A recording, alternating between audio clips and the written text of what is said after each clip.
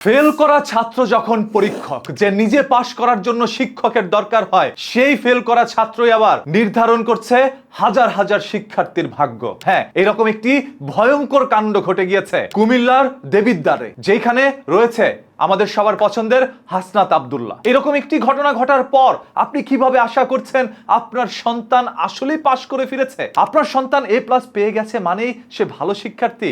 এখন আর সেটা বোঝার কোনো উপায় নেই। দেবিদ্বারের একটি স্কুলের মধ্যে বসে একজন 10-এর শিক্ষার্থী আবার SSC পরীক্ষার্থীর খাতা দেখছে। সে নিজেই অঙ্ক মিলাতে পারছিল না, সে কিভাবে খাতা দেখে পরীক্ষার্থীর ভাগ্য পরিবর্তন করছে। এরকম ভয়ঙ্কর কর্মকাণ্ড ঘটে যাওয়ার পরেও কি সেই সকল বিদ্যালয়ের কর্তৃপক্ষ কাঠের চশমাগুলো খুলবে না? যেই শিক্ষক এইভাবে ছাত্রকে দিয়ে খাতা দেখাচ্ছিলেন, সেই শিক্ষকের বিরুদ্ধে কোনো ব্যবস্থা যদি না নেন, তাহলে বাংলাদেশের লক্ষ কোটি ছাত্রর জীবন এখানেই শেষ হয়ে যেতে পারে। একজন ভালো ছাত্রর রেজাল্ট খারাপ আসতে পারে, আর খারাপ ছাত্রর রেজাল্ট ভালো আসতে পারে। যে নিজেই পরীক্ষায় ফেল করেছে, যে নিজে এখন পর্যন্ত পড়াশোনা করার জন্য তার শিক্ষকের দরকার, স্কুলের বারান্দা এখন পর্যন্ত পার হতে পারেনি, সে নির্ধারণ করছে আপনার আমার ভাগ্য।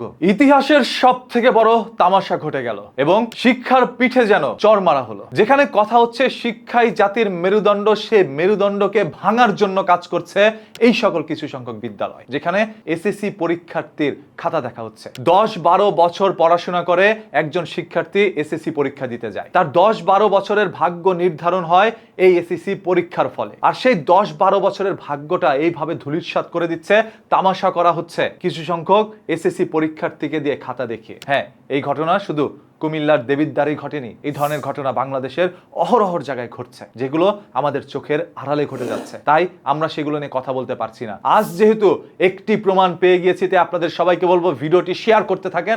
আপনার সন্তানকে বাঁচাতে হলে, আপনার সন্তানের ভবিষ্যৎকে বাঁচাতে হলে। এরা যদি আসলেই খাতা দেখতে থাকে, তাহলে একদিন আপনার সন্তানের মাথা দেখার মতো লোক থাকবে না। এই খাতাই নষ্ট করে দিবে আপনার সন্তানের সেই শিক্ষিত মাথা। এই দেশ আর কোনোদিন তার মেরুদণ্ড সোজা করে দাঁড় করতে পারবে না, কারণ শিক্ষার সে মেরুদণ্ড ভেঙে দিচ্ছে এই সকল ফেল করা ছাত্ররাই। সর্বশেষ এই বিষয়গুলো আপনাদের কাছে কি মনে হচ্ছে আপনি একটু কমেন্ট করে জানান, আপনাদের মতামত দেখার অপেক্ষায়। আর হ্যাঁ, প্রতিদিনের এরকম ঘটে যাওয়া ঘটনাগুলো জানার জন্য নিউজ কিতে চোখ রাখেন। ইউটিউবে দেখে থাকলে চ্যানেলটাকে সাবস্ক্রাইব করে রাখেন, আর ফেসবুকে দেখে থাকলে অবশ্যই পেজটাকে ফলো করে রাখেন। কথা দিচ্ছি, লুকোনো সত্য বের করে আপনাদের সামনে উন্মোচন করবো এখন থেকে, ইনশাআল্লাহ।